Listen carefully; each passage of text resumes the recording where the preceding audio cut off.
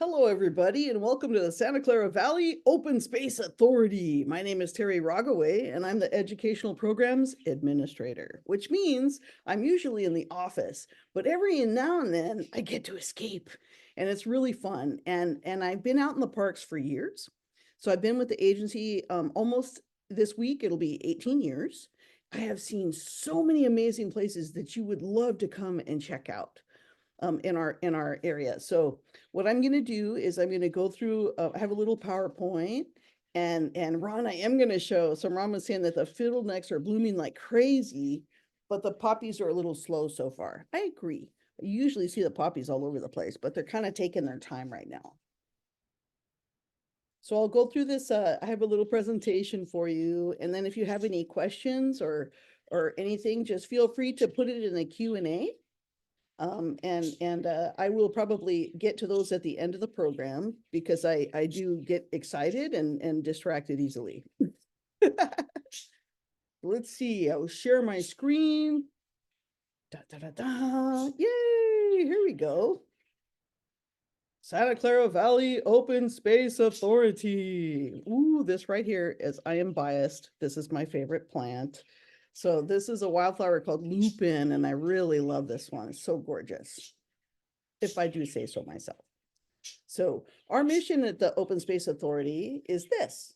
The Open Space Authority conserves the natural environment, supports agriculture, and connects people to nature by protecting open spaces, natural areas, and working farms and ranches for future generations.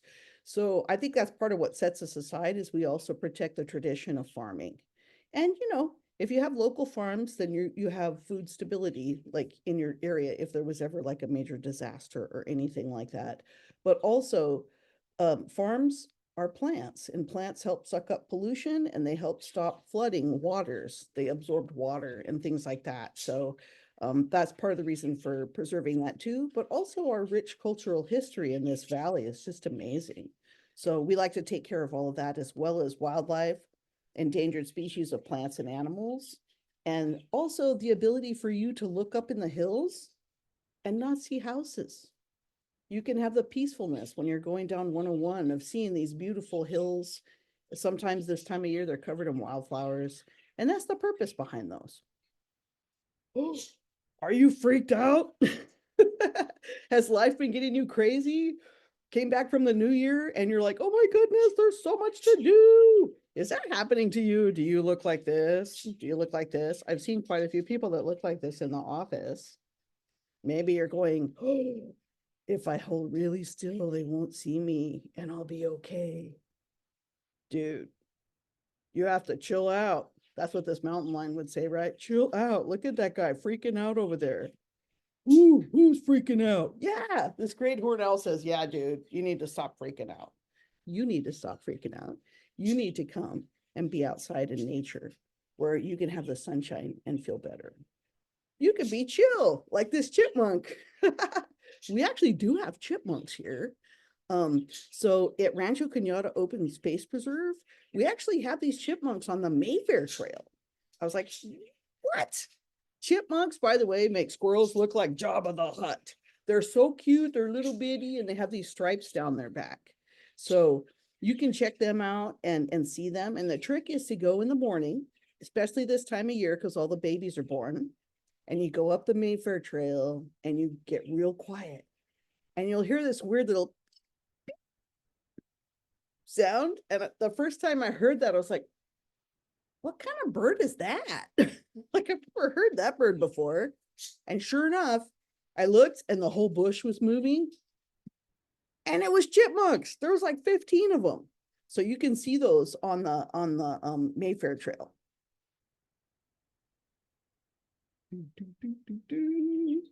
Animals are awesome. I agree, Tammy. Animals are awesome. That's my personal love is the wildlife. I like the wildlife too. Love is in the air. Look at these great blue herons. So this time of year, all the babies, actually the love kind of happened. So all the babies are starting to be born. So you'll start to see a whole bunch of birds out in the preserves. We have quite a variety of different wildlife and birds, but this is a time of year when you see a lot of babies. So if you happen to be going around your neighborhood and you see a bird that's out of the nest, the thing about birds is they don't really have a sense of smell the same like as mammals do. So if you can see the nest and you were safe enough and you wanted to try to put the bird back in the nest, you could do that. Likely his siblings threw him out, or maybe a parent did or something if they sensed that something was wrong. But sometimes they fall out of the nest just because of adventure, misadventure, and they get themselves hurt. So, but you can also take them to the Wildlife Center of Silicon Valley or to the Wildlife Education and Rehabilitation Center down in Morgan Hill. So you can take them there if they're injured, but if you can get them back into the nest, you should. However, don't touch turkey vultures because they do have the ability to smell, and the ratio of their sense of smell for their nasal cavity to their brain is the same as a T-Rex. So T-Rex has an amazing sense of smell and this huge ability to do that with this big sinus cavity. Turns out turkey vultures are just the same. So with that going on, you don't want to touch them because they will smell that you touched their child and they'll get confused and they might, reject the child as a result of that. So, and with mammals, you never want to touch them if you can help it, because the same thing, the parent will reject them because they smell like you instead of what they're supposed to smell like. So if you need to, you can always call the park ranger, or you can call animal control, or you can call the Wildlife Center of Silicon Valley or the Wildlife Education and Rehabilitation Center and ask them if they can help, especially if you see something that's injured and you want to help. But you can try stuff like that. And watch out, because sometimes the love beats to the stinky pew. These are the other guys that show up this time of year. I'm like, oh no. So these baby skunks are really fun. And there's a lot of babies out right now.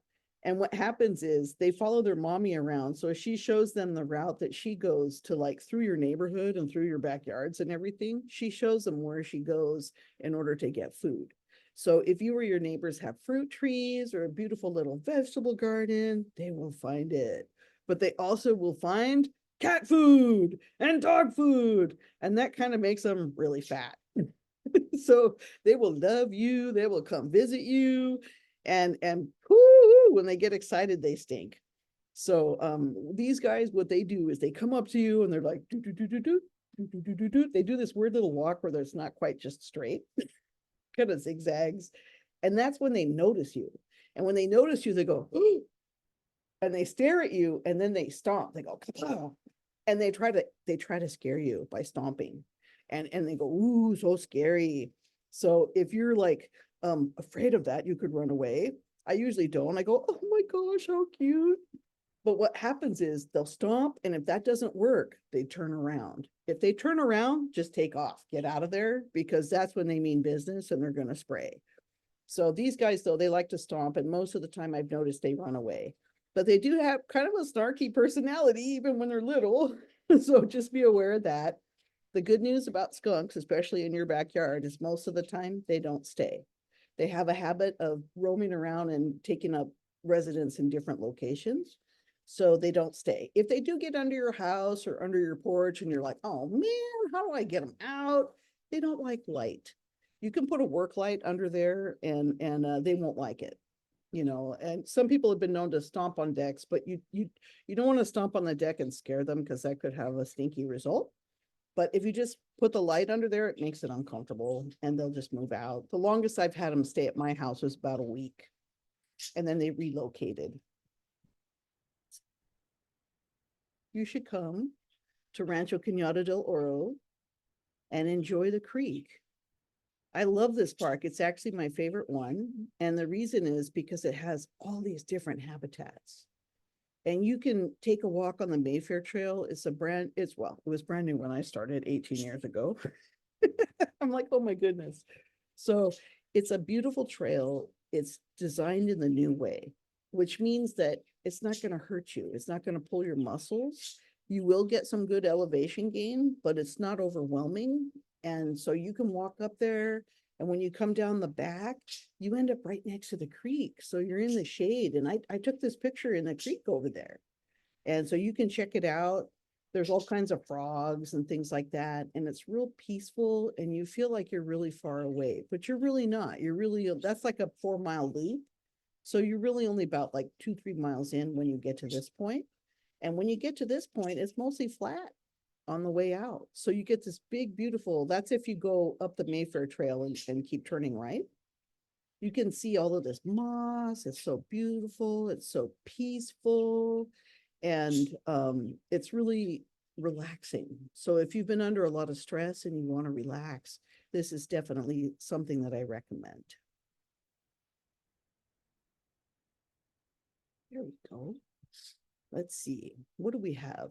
You should also stop and smell the wild roses. Check this out. This one on the left, that's a California wild rose. And those red things are what happens after the petals fall off. So those are rose hips. I'm like, hips? What? But it's true. And these rose hips have a lot of vitamin C in them. So traditionally, people used to eat these or put them in tea in order to get the vitamin C in order to stay healthy. And these grow wild in California. But look at how polite this little rose is, right? It only has like 5 little petals. This is not the Home Depot rose with a bazillion petals. But the smell on this is amazing. It's amazing. You will love it. So stop and smell those. And if you get a chance and you come out to our preserves, you might actually see Serpentine Linanthus. This is an endangered plant. This is not to scale. When you go to Coyote Ridge, a lot of times the flowers are this big. but you're like, it's a this big endangered flower that most people have not seen in their lifetime. So you can come check it out. And I like to do scavenger hunts where I look for these things because it takes your mind off of all your stress and your worries, and you're just looking for the pretty flowers. And we even have bingo that you can play at the park where we have a little sheet for you and you can check off the different plants and flowers as you find them. Oh, maybe you'll see this guy. Mount Hamilton thistle. This is also a very much endangered plant. And we have a couple of these where you might get to see them. However, it's very pokey. But that's okay because you're not supposed to touch them. Okay, don't touch. But these plants live like 5, 6 years. And when they get to this point where they have their flowers, that's like the last year of their life. So they're getting ready to drop their seeds so that they can make babies. And so those plants will grow up in the future, and it takes them 5 years to become mature and lay their own seeds. But it's okay if you don't like pokey plants. We also have this one. This is a Santa Clara Valley Dudleya. Dudleya, I've heard some people say. I call this a polite cactus. It is a succulent, and it kind of does all of its work in the daytime while holding its breath. So most plants on the underside of the plants, they have these little tiny holes called stoma. And so this time of year, everything's green. You don't notice it so much. But what happens is this plant is perfectly evolved to be someplace really dry. And except for this 6 weeks in spring, Coyote Ridge is really dry. Right now it's beautiful and green and lots of moisture. So what happens is this plant, I mean, look at him. He's growing on a rock. That's pretty intense. So what this guy does is he's growing on the rock. He's doing photosynthesis. He's pulling in like all of the carbon dioxide and things like that. And he's making food for himself. And then when the sun goes down, all those little stoma holes open. And if you're sitting close to a bunch of these, you can feel the moisture all of a sudden in the air because it's like the plant goes, oh, and it lets all of that water and oxygen out of itself. And that's part of what it does in order to survive. It only does that in the evening when the sun first goes down. So we may get a chance to see that later on in the year and also in the summer. We'll see if we can do a special hike just to experience it. Most of the time, even in spring, like this is probably like early spring, and this is what Coyote Ridge looks like. Dun, dun, dun. Oh, I forgot this was a video. That's Highway 101 down there. Uh-oh, don't get motion sick. So we're taking a look at Coyote Valley as a whole. Look at all that beautiful green and those farmlands. Those hills in the distance are the Santa Cruz Mountains. If you kept going, you'd end up at the ocean. But, and there's the Metcalf Energy plant over there.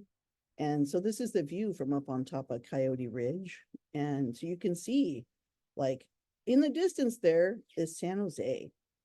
And a lot of pollution comes down from San Jose and lands on these hills. So we do a lot of maintenance to make sure that these things, you know, stay healthy as a result.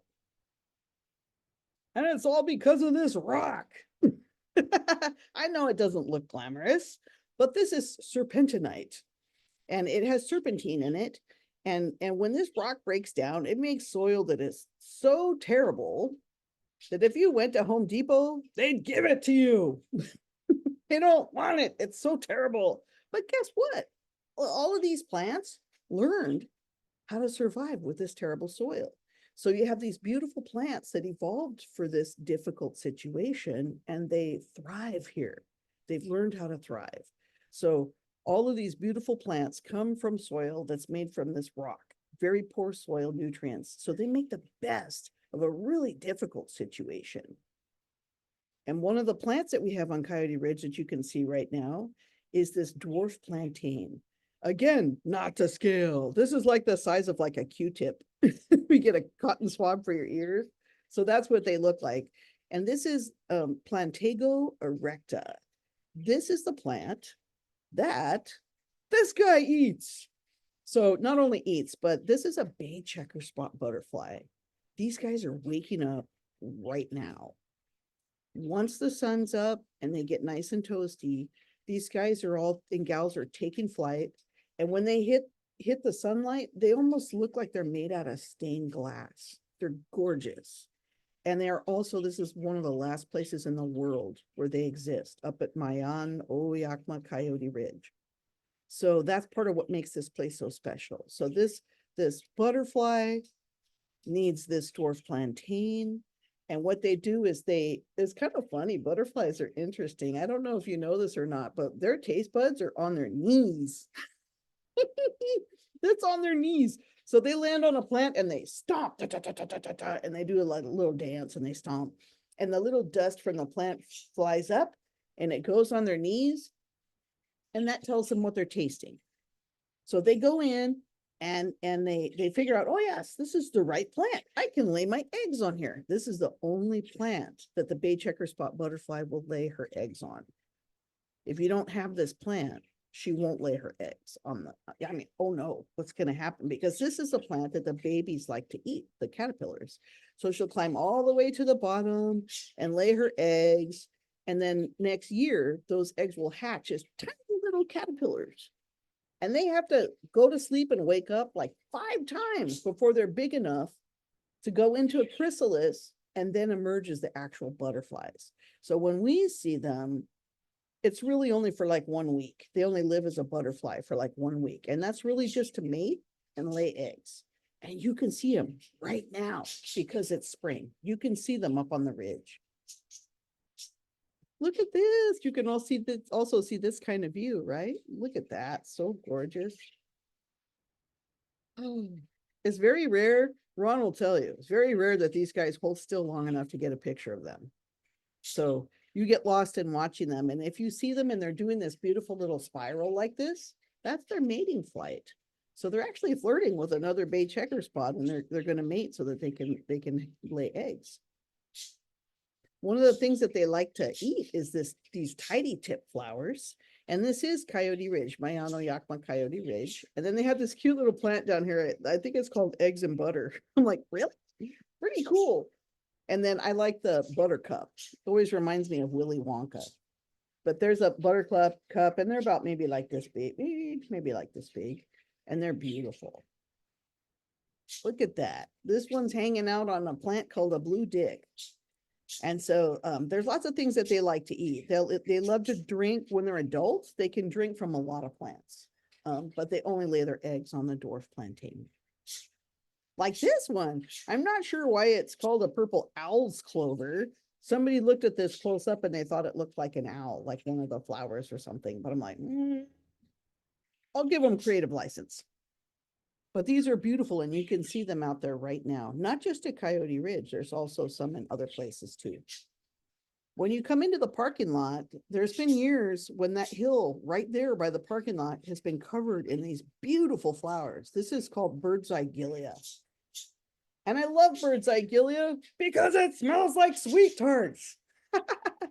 So you're like, oh my goodness, it really smells like sweet tarts. And it's in the wind will blow and you're like, who has candy?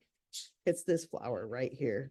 And it's only there for a little short time and then it goes to sleep. So everything that's here on the ridge goes to sleep. And the reason we have these is because of our superhero, the cow. So we have cattle in all of our properties because what they do is, one, they save us from wildfires.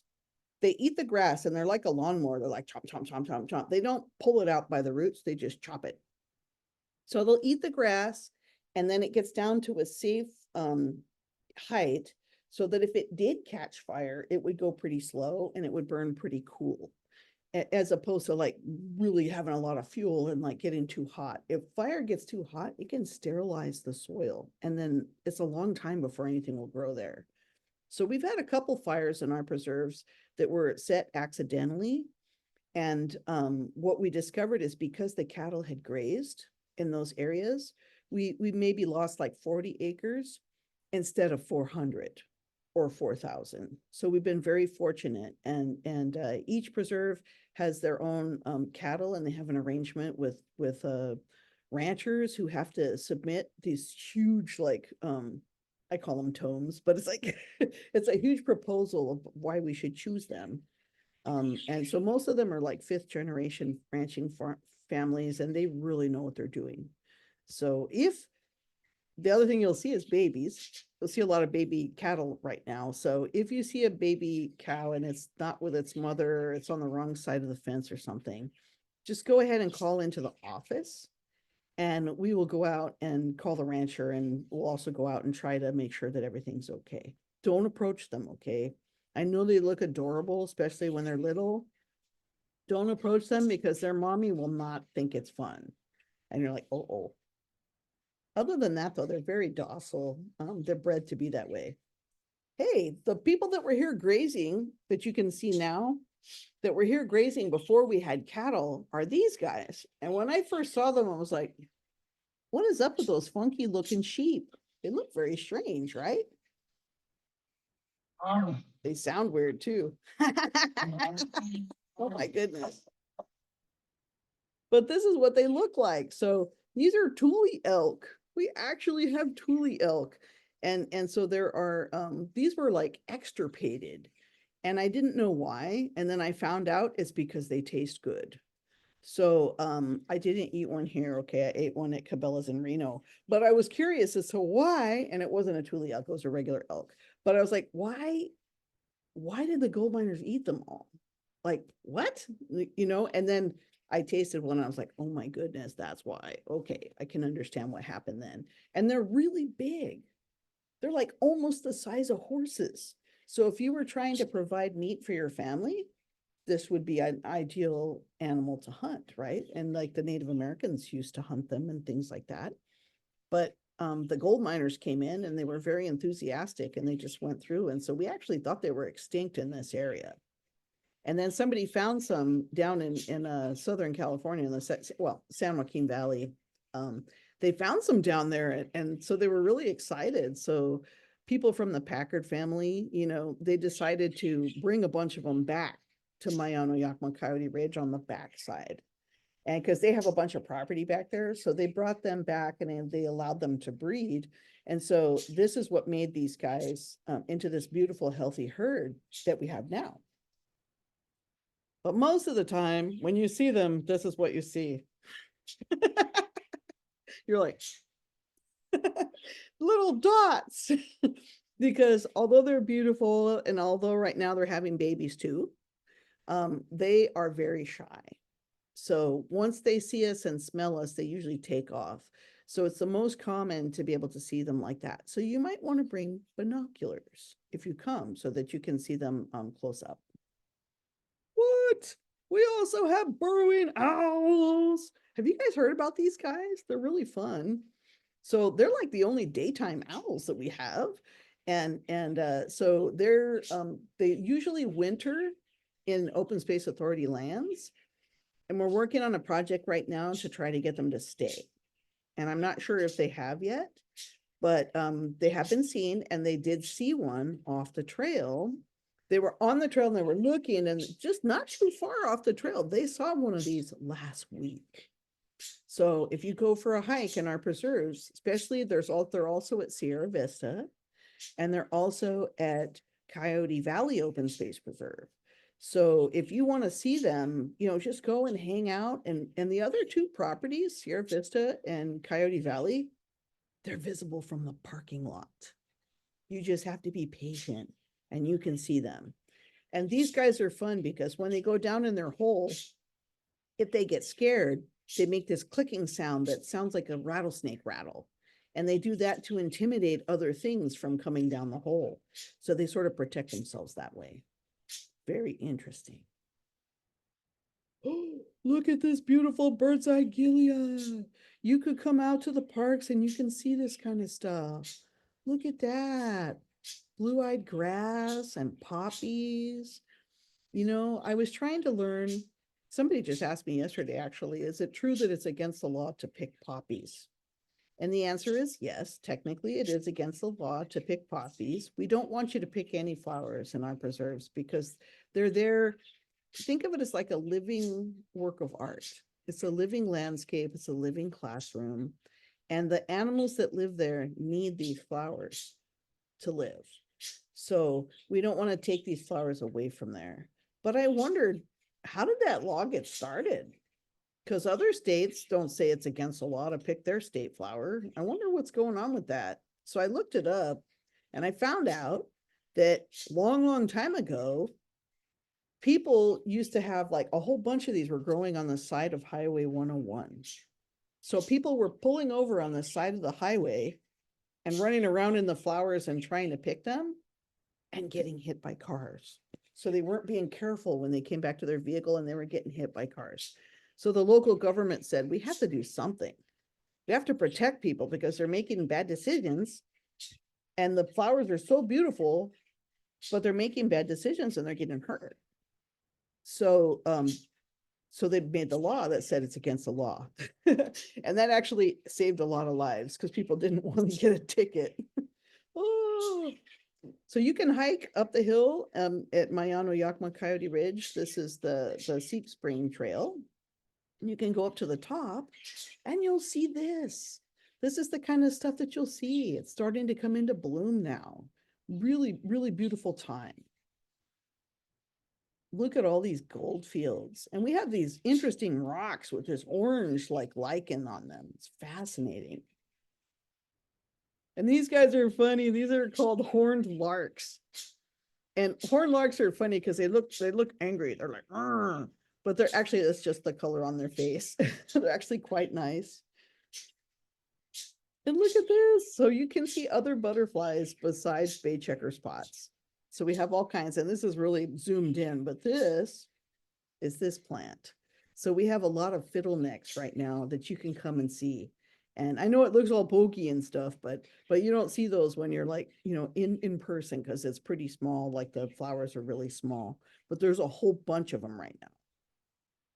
If you live in Santa Clara County, chances are that you live someplace like this and you can see the air pollution. And so this is the purpose of all of these plants, is to help suck up this air pollution and put out fresh oxygen, but also to give you a chance to be someplace that doesn't have all of these, congestion and houses and buildings and things. It's actually good for your mental health to get out where you see stuff like this, like these cream cups and this jeweled onion. And these are different kind of purple owl's clover over here. And then we have the most beautiful jewel flower. I like that. So, let go of your stress and come out to the park. And you can see these, not just at Mayano Yakima Coyote Ridge. It's at, like Ron was saying, in the county parks, especially Santa Teresa, starting to take off right now. We have these at Rancho Cañada del Oro. You can go see flowers in all of our preserves right now. And I like the one on the left. It's called California Everlasting. The reason I like it is because it smells like caramel corn. So even when it dries out, if you smell it, and you're allowed to smell these at the park. Okay, these are at Rancho Cañada del Oro, but you can smell them, and they smell like caramel corn or kettle corn that you would get at the fair in the summertime. And then we have Clarkia over here. And yes, we do have bugs. There are bugs, but you know what? They're doing a job. They're pollinating. They're doing all the work that we need them to do. So look at all these interesting. So if you're paying attention and you're really looking at the flowers, you can see all kinds of interesting bugs out here.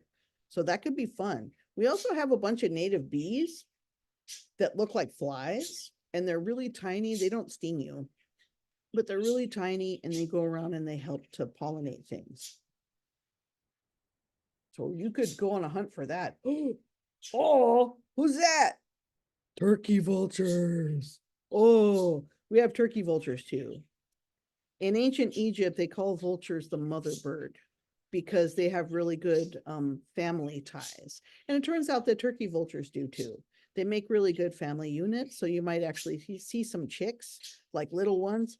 Probably they would be up in the nest, and so they're not flying around yet, but stay on the trail.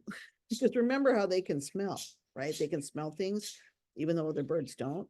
So you don't want to disturb them. If you go off trail and you accidentally run into like one of their nests or something, they tend to nest in rocks and things like that. So you don't want to disturb them. This too can be you being peaceful and happy. I actually took this picture at Coyote Ridge years ago. And look what this is what you're going to feel like after you come out to the preserve. This is Rancho Cañada del Oro. This is the view from under the tree there. So we have this location, and this is full of my favorite lupin. Woohoo! Just check in here. Oh, so Tammy's dad saw these turkey vultures at Santa Clara County Parks. That's true. And the thing about turkey vultures is that they are perfectly adapted for what they do. In fact, I should go back and look at them, huh? They're perfectly adapted. See how the top of their head is red? It has no feathers. And what we can't see is that their feet are there, and their feet don't have any feathers either.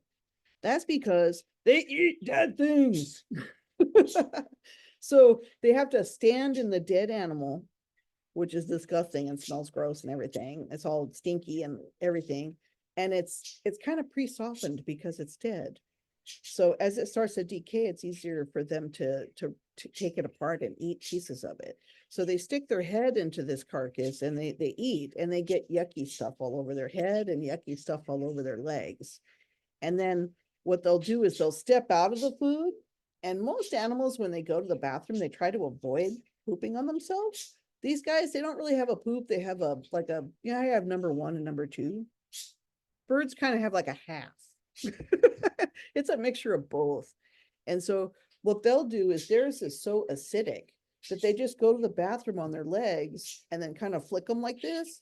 And that kills all the bacteria on their legs. They use it to kill the bacteria. And then they stand in the sun and their head gets the ultraviolet light, and that kills the bacteria that's on them too. So they do that, but that's their job, is to eat dead things. That's what they do.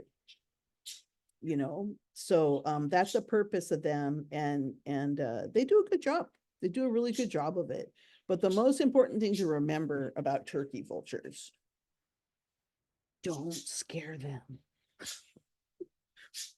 When they get scared, like really scared, like they think you're going to eat them, they throw up. Ooh. First, their head turns all black. So when they get upset, their head turns black. So that's how you know, uh-oh, something's going to happen. And then if they get really frightened, they just barf. And their stomach acid is so strong because they eat dead stuff. It has to kill the bacteria in order for them not to get sick. So when they throw up, it's like worse than any human throw up you would ever smell. It's like, and it's just really horrible. And then when the threat goes away, they recycle it because they don't waste. Don't scare them. Don't scare them. Go to Rancho Cañada del Oro and check out the view. So right now, this picture doesn't show all the flowers. Right now, it's covered in flowers. They're starting to come up. And there's these really cute violet green swallows. So if you walk down to the end of the Yagas Loop Trail and you look across to the hillside, there's a whole bunch of these flying around right now. They're very acrobatic, very beautiful, and their feathers are just iridescent. So you can see them, and it's really amazing. And we have lots of acorn woodpeckers. These guys always go waka waka waka waka. So they're always drilling holes in things and trying to hide their acorns and stuff like that. But they also hang out in big family groups. So the chances are you're not going to see just one. You're going to see a lot. And they have multi-generational families. And the interesting fact about them is if you look at them, like inside their head, their tongue like does this weird thing where it goes like through a hole in the back of their skull, comes out around the front and cushions their head. So maybe it grows like this and then it comes out their mouth. But they have their tongue is like right here inside their skull or on the outside of their skull, and it cushions them. So when they're going, they don't hurt themselves. I'm like, what? Last time I checked, when I bit my tongue, it was really bad. So these guys are special. They're special and able to do that. So please hop on over and take a walk in nature and allow us to help you unwind. What I wanted to tell you is that coming up on April 19th, that's a Saturday, we are going to have an open access day. It's sort of our celebration of Earth Week. And to kick off the Earth Week, we're going to do this on Saturday, April 19th. I am about to release more tickets. The ticket is for a parking space. You can bring as many people as you can stuff in your car. Please don't show up in a bus. But if you don't get that, you can take an Uber or you can ride your bike because there's also tickets for that. If the parking spaces are filled up, you can get somebody to drop you off. You can go nearby and take an Uber from there to the park, or take the bus, or you can ride your bike or have your friends drop you and then come get you, like when you're done hiking, because that is the only Saturday during wildflower season that we will be allowing people to hike at their own pace and go and enjoy the park. And we'll have docents there to help you if you want a guide. But the rest of the weekends, Saturdays and Sundays, if you come to the Mayano Yakima Coyote Ridge, if you get your reservation or if you stop by, you can't hike on your own because right now with all the butterflies open, and loose, we're really protective of them. They're so endangered that we have to be super careful. So it's very restrictive during the wildflower bloom because that's when the butterflies are awake. So because of that, if you want to hike on your own, you can come from 10 to 4, Wednesday, Thursday, Friday, and you just come in and we say, oh, do you have your butterfly pass? Easy peasy, 4 little simple questions, and then you get it on your phone and you can show them.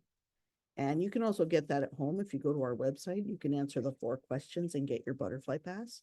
What that does is that says, oh, they know the rules. They can go up the hill on their own, Wednesday, Thursday, or Friday until the end of April. So on Saturdays and Sundays right now, there are 3 hikes. So if you go to our website and you choose the 10:30 hike, that's the long one. So that's a whole like 5.5-mile loop, and it goes up over 1,000 feet of elevation gain. You'll see beautiful views, tons of wildflowers, might see the burrowing owls, you might see the tule elk. It's really a beautiful hike. But if that's like, ooh, I think that's too much for me, you don't have to worry about it. You can choose the 11:30 or the 12:30 hike, and those experiences are only halfway. So you go up through the most beautiful spot with the most flowers. You go up and they have these brand new like switchbacks, so it's not super hard. And then they stop and you turn around and you see this amazing view. And they teach you, they talk about stuff about the the parks and the preserves and everything. So you get to learn a little bit of stuff when you stop to take breaks. And then you come back down. And when you come down, all the flowers are looking at you because they follow the sun. So it has beautiful flowers like looking at you. So I would recommend that. So 11:30 and 12:30, especially if you have smaller kids that are not used to hiking that much. Choose those ones because it's shorter and it's easier. And if something happens and you're like, yeah, this isn't working out, you can always go back. We have people that can take you back to the parking lot. So you can do something like that too. But definitely April 19th is going to be the day to show up. And if you want to come on a weekend and be able to, like, go for a hike on your own, that's the only Saturday that we're trying it. And it's an experiment to see, because I feel like I was really worried when we got ready to open this preserve, because there's so many endangered species of plants and animals here. And what if people didn't know about that, or they didn't understand about that, and they went all over the place off trail, and they could be stepping on caterpillars or butterflies or harming things or scaring the burrowing owls, and they don't mean to, but they could be. So that's why there's all these rules this time, is to make sure that everybody understands how special this place is, and to be allowed to keep it open. So we're going to open it for one day and see how it goes. And so there'll be people up there, keeping an eye on things and telling us how it goes. And if everything goes well, then next year we might be able to open it a little bit more on the weekends for open access. Maybe we have a whole weekend for open access. That would be great. But it depends on how everything goes and stuff like that. So Tammy, if you want to come, all you have to do is go to the website and click on events, and then you can scroll down and it'll show you all the things that are going on. And I'll give you guys the inside scoop since you're here.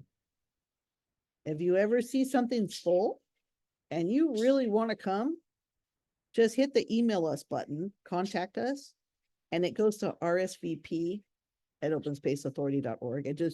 You don't have to remember that, it'll just send it to us, but I'll see it. And sometimes people sign up for these things and then they forget, or they flake, or something happens and they can't come. And we have a space or two open. So if you call us or contact us and say, I mean it, I really want to go, and I'll be there, we'll do the best we can to sign you up and get you in. So don't ever be frustrated if you see that any program is full.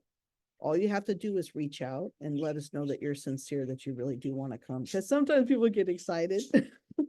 Our newsletter comes out, and within 30 minutes, everything is sold out, because people are going toot, toot, toot, toot, toot, on their phone or their computer, and they're signing up for stuff. And you're like, I'm so excited that there are all these people want to do these things. But sometimes it's a month later and they forget, and they don't mean to, but they do. So if you want to come, I want you to come and enjoy. Let's see. Oops. Trying to stop share. There we go. So I want to thank you so much for coming to enjoy this lunchtime with us. And I really am looking forward to welcoming you out into the preserves. So please enjoy and get out into the sunshine, even if it's just for a couple minutes. The vitamin D is really good for you, and the fresh air is even better. So thank you so much, everybody. Did we have any additional questions? Let me see what's going on here. Thank you, Lindsay. Very infectious enthusiasm. I love this stuff. Just totally love it. If you would like to learn how to do this, you don't have to know anything. We'll teach you everything. If you just want to learn about this stuff, but you're shy, you can still be a docent, but be a sweep and help us keep people safe. And you get to go on all the activities and adventures and experience all of that and be one of us, help us show other people how awesome this is. Yeah. So everybody, you guys take care. Have a good weekend. Don't forget to sign up. And thank you, Francine. And so don't forget to sign up. And we look forward to seeing you out in the preserves. By the way, it's free because you pay for open space support during time of taxes.